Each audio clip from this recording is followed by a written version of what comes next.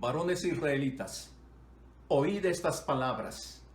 Jesús Nazareno, varón aprobado por Dios entre vosotros con las maravillas, prodigios y señales que Dios hizo entre vosotros por medio de él, como vosotros mismos sabéis. A este, entregado por el determinado consejo y anticipado conocimiento de Dios, prendisteis y matasteis por manos de inicuos, crucificándole, al cual Dios levantó, sueltos los dolores de la muerte, por cuanto era imposible que fuese retenido por ella. El Señor Jesús ha resucitado, verdaderamente ha resucitado. La importancia que la resurrección de Cristo tiene para la fe cristiana es vital. Ella es el fundamento del edificio de la cristiandad. Si la resurrección de Cristo no es verdad, se derrumba este edificio. Esto es lo que Pablo está diciendo cuando escribe su primera carta a los Corintios. Si Cristo no resucitó, vana es entonces nuestra predicación, vana es también vuestra fe. ¿Por qué muchas personas rechazan el cristianismo y niegan toda idea de una trascendencia humana, pensando que todo lo que existe aquí es lo único y no hay nada más allá? Por su escepticismo, que duda de la verdad sobre lo que contiene la Biblia, particularmente la inclusión de historias que consideran increíbles e inaceptables, como los muchos milagros que se narran en ella, pues no se ajustan al proceso lógico del razonamiento humano. Aún, muchos que se identifican como cristianos dan lugar a este tipo de dudas, afectados por las corrientes liberales teológicas, que también rechazan la veracidad de tales eventos milagrosos, incluida naturalmente la resurrección históricamente física del Señor Jesús. Esto nos lleva a preguntarnos si entonces los creyentes convencidos en la resurrección de Cristo nos hemos lanzado a un vacío oscuro, irracional, y solo la aceptamos por medio de una fe ciega que no puede tener ningún tipo de razonamiento lógico. De esto hablaremos en los siguientes minutos, adelantándoles que la respuesta a esta pregunta es un no rotundo. Y la premisa que presentamos es todo lo contrario. La resurrección de Cristo es un hecho que podemos racionalizar muy lógicamente. La declaración clave a considerar está en el último versículo de la porción leída hace unos momentos y que dice así, hablando de Cristo, al cual Dios levantó, sueltos los dolores de la muerte, por cuanto era imposible que fuese retenido por ella. Concentrando más nuestra atención en esa declaración final que dice que era imposible que Cristo no se levantara de la muerte. Y el término imposible implica entonces un argumento lógico que da respuesta comprensible al por qué era imposible, con una explicación racionalmente aceptable. Consideren la siguiente pregunta que no contestaremos ahora, sino al final. ¿Puede crear Dios la piedra más grande y la más pesada del universo que al mismo tiempo Él no la pueda cargar? Repito la pregunta. ¿Puede Dios crear la piedra más grande, a la vez la más pesada del universo, y que por lo mismo Él no la pueda cargar? Mantengan esta pregunta ahí en su mente para contestarla al final de esta exposición, aunque seguramente algunos están ya tratando de contestarla. En cambio, si contestemos ahora mismo las dos preguntas siguientes. ¿Podemos calibrar la presión del aire de las llantas de un vehículo con un termómetro? Claro que no es nuestra respuesta inmediata y correcta. ¿Por qué no? Todos sabemos las razones de por qué decimos que no. ¿Podemos medir la temperatura del clima con un calibrador? Tampoco. ¿Por qué? Por la misma respuesta que damos a la pregunta que acabamos de hacer. Entonces, ¿el problema está en los instrumentos utilizados? ¿El calibrador y el termómetro? Claro que no. Ambos son buenos instrumentos, muy buenos. Entonces, ¿dónde está el problema? El problema está en su incorrecta aplicación. Es su uso equivocado lo que está mal y que lo hace sin sentido e irracional. ¿Qué pensaríamos nosotros de una persona actuando de esta manera? La vemos inclinada en su vehículo, tratando de checar el aire de las llantas, pero con un termómetro. O la persona de pie, levantando un calibrador en el aire, tratando de saber cuál es la temperatura del medio ambiente. ¿Qué diríamos de esas personas? Bueno, para decirlo amablemente, podríamos tratar de disculparlos diciendo que se confundió en el uso correcto de tales instrumentos.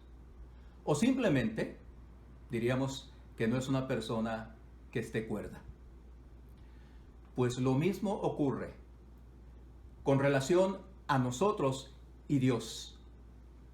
Nosotros no podemos entender el ser de Dios de la misma forma que nos entendemos a nosotros mismos y como entendemos al resto de la creación. Las leyes universales que rigen para todo lo creado y las leyes particulares que rigen solo en forma particular, privada, fueron dadas por el propio Creador, por el propio Dios, y fueron dadas para regir al universo, regir a lo creado, pero no para regirlo a Él. Estas leyes son un límite entre Dios y su creación. Dios ya existía desde antes de que Él hubiera dado estas leyes para los seres humanos. Porque una de esas leyes particulares que dio solo al ser humano, por haber sido creado a su imagen y semejanza, es la razón y su uso por medio de las reglas, de la lógica. Para ilustrarlo un poco mejor, vamos a usar una comparación, pero con mucho cuidado. Y tengo que reiterarlo, con mucho cuidado y pedir que no caigamos en conclusiones precipitadas al usar esta comparación. ¿Cuál es esta? Bueno, preguntémonos, ¿cuál es la lógica usada en la ciencia ficción? Que tanto gusta no solo a niños y jóvenes, sino también a una gran cantidad de adultos. La lógica usada ahí es el pasar de un plano a otro en el uso y la aplicación de nuestro razonamiento lógico. De tal manera que entonces lo irrazonable se vuelve razonable, lo incomprensible se vuelve comprensible y lo ilógico, lógico. Ilustrémoslo un poco más. Pensemos en los famosos superhéroes de la ciencia ficción. Mencionamos solamente a dos de ellos, que son los clásicos, Superman y Batman. Pero ustedes saben que hay una lista interminable de muchos otros. Y también a esa lista podríamos agregar los incontables antiguos y nuevos personajes infantiles mágicos. Cuando nosotros vemos las películas y las series de estos personajes, ¿por qué no nos parece descabellado, imposible e ilógico verlos volar a velocidades impensables y llegar en un abrir y cerrar de ojos de un lugar a otro tan distante, atravesar paredes de piedra o incluso de acero sin que sufran el menor daño, caer desde alturas muy elevadas al piso y levantarse como si nada, y hacer muchas otras cosas semejantes? ¿Por qué nos parece tan natural en ellos? Claro, por los poderes que tienen. Incluso cuando somos atrapados por la intensidad de las acciones, estamos ya esperando sus reacciones extraordinarias. Y cuando se dan estas, las vemos con tanta naturalidad y lógica, porque estamos en el plano de la ciencia ficción. Debemos seguir un razonamiento similar cuando nos situamos en el plano de Dios, cuando hablamos de Dios. Por el estudio revelado en las Escrituras, conocemos algunos de sus atributos, como su omnisciencia, Él todo lo sabe, su omnipresencia, Él está en todo lugar, su omnipotencia, Él todo lo puede, su infinitud y su eternidad, entre otros atributos más que la Biblia nos revela. Por lo que entonces nos parecen tan razonables y lógicos todos sus hechos portentosos. Las narraciones en la Biblia como la creación de todo lo que existe de la nada, solo por la poderosa palabra de Dios. La historia de las aguas divididas para que pasara el pueblo de Israel huyendo de los egipcios. El pan que caía del cielo para alimentar al pueblo hambriento durante 40 años.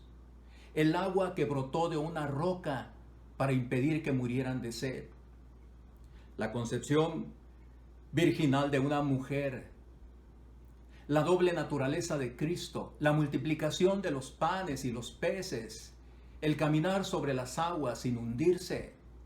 El sanar enfermedades incurables hasta la fecha presente. Hablar de la sangre de Cristo que limpia de pecados. La resurrección de entre los muertos, etc.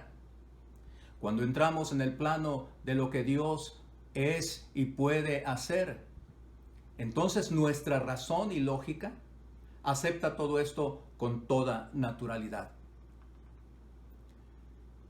Déjenme ilustrarlo de otra forma. Nosotros aceptamos y creemos sin dudarlo en el conocimiento y las habilidades de los especialistas en sus áreas profesionales, en sus oficios y en sus tareas. No porque entendamos nosotros cada especialidad y oficio, sino porque nuestra lógica nos dice que ellos lo saben, aunque nosotros no. Y entonces depositamos en sus manos todas las cosas de nuestra vida, aún nuestra propia salud, nuestra propia vida, en una muy peligrosa cirugía médica. Claro, con cierto temor, pero finalmente confiados. No entendemos cómo lo saben ellos. No entendemos cómo lo hacen los especialistas, pero nuestra lógica nos tranquiliza diciéndonos que confiemos en su conocimiento, en su experiencia, en su pericia y en los éxitos que han tenido anteriormente. Por ello, definitivamente tenemos que decir que la razón no está en contra de la fe, como la ciencia tampoco. Ni la fe es ciega, como muchos lo pregonan.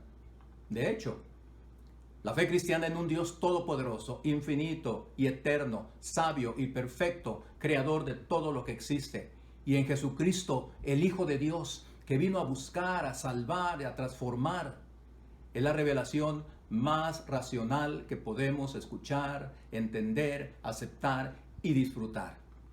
Porque, pregunto, ¿qué es más lógico y racional?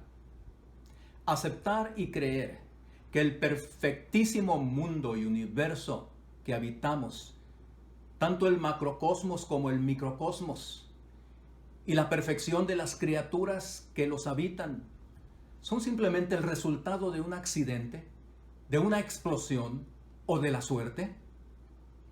Quienes piensan de esta manera deben reconsiderar si no están confesando, creyendo, poniendo su fe en un absurdo. ¿No les parece más lógico pensar que toda esta perfección y hermosura que hay en el universo entero sea el resultado de una mente creadora, perfecta, sabia, todopoderosa, que los cristianos llamamos Dios. No solo por la revelación que encontramos en las Escrituras, sino cuando vemos precisamente la perfección que hay en el universo mismo. Bueno, dije que tendríamos mucho cuidado al usar la comparación de los famosísimos superhéroes. Y ahora debo explicar el por qué. Porque tales personajes son un mito. Y entonces, algunos muy equivocadamente podrían pensar que la historia divina de la creación del universo y la redención en Cristo también son fábulas.